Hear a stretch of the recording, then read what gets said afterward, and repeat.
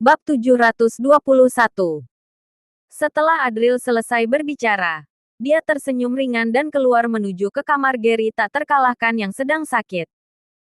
Pada saat yang sama, Calvin menarik Adril ke samping dan berkata kepada yang lain, "Aku ingin bicara sebentar dengan Dokter Adril. Kalian pergi duluan. Aku akan segera menyusul." Zaskia tidak mempedulikan mereka dan pergi dengan yang lain. Ketika semua orang sudah pergi, Calvin memandang Adril dengan wajah muram.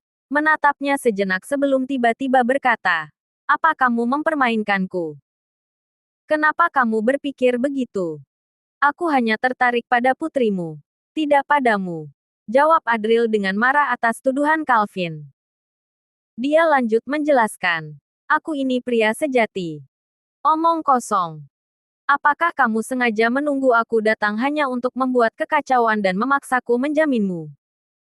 Lalu kamu biarkan penyakit Gary tak terkalahkan semakin parah dan kemudian membunuhku?" Tanya Calvin dengan marah. Calvin sangat marah. Karena setelah dia menjamin Adril, baru terpikir olehnya bahwa jika Adril tidak serius mengobati dan membuat situasinya semakin buruk, dia juga akan terseret.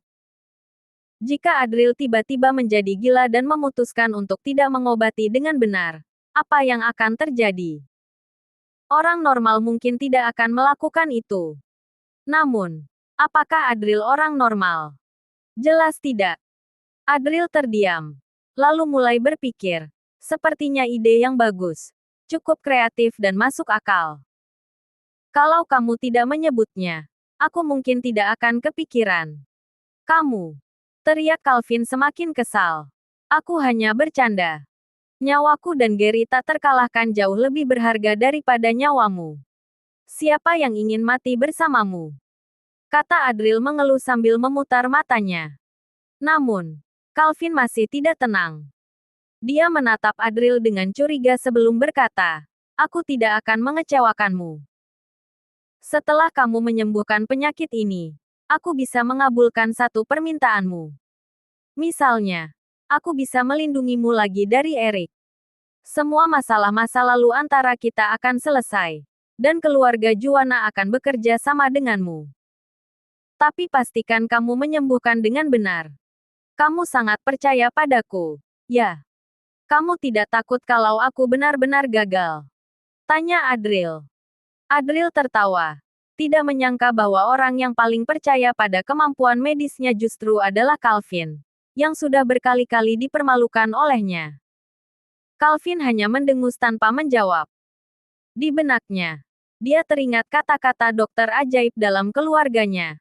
Keterampilan medis Adril tak tertandingi di negara elang.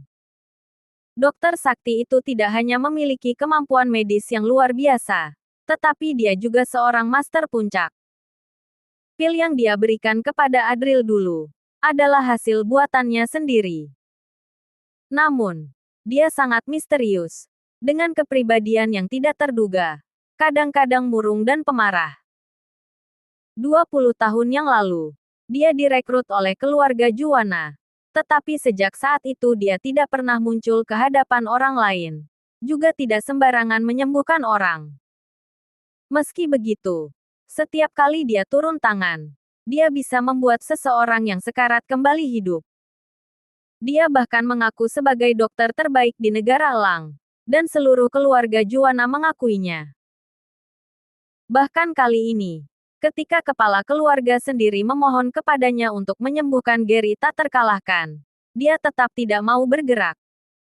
Dia bahkan berkata, jika ada yang berani memaksanya untuk menyembuhkan orang yang tidak ingin dia sembuhkan, dia akan langsung memilih mati. Dan dia benar-benar pernah mencoba bunuh diri. Siapa yang bisa menghadapi orang seperti ini?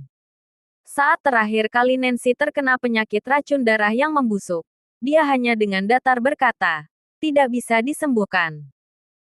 Namun setelah Adril berhasil menyembuhkannya, dia duduk diam di halaman sampai larut malam, tampak sangat terpukul.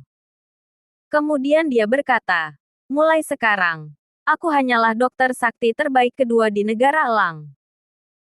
Jika bukan karena itu, dia tidak akan datang untuk memohon bantuan kepada Adril.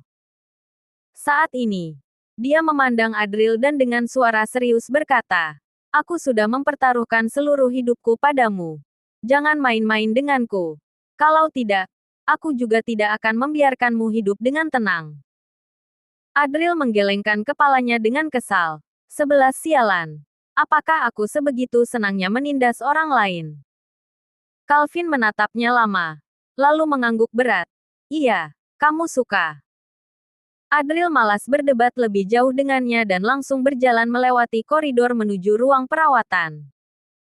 Saat itu, Jansen sedang membesar-besarkan cerita kepada Gary tak terkalahkan tentang apa yang baru saja terjadi. "Pak Gary, begitulah kejadiannya. Pokoknya, jika Adril membuatmu mengalami masalah, aku akan segera turun tangan untuk menyelamatkanmu. Meskipun mungkin tidak bisa sepenuhnya menyelamatkanmu. Bagaimanapun, setiap orang mempelajari jenis penyakit yang berbeda. Dia baru berusia 20-an. Sementara aku telah meneliti racun dingin selama lebih dari 30 tahun. Kami berada di tingkat yang sama sekali berbeda," lanjut Jansen.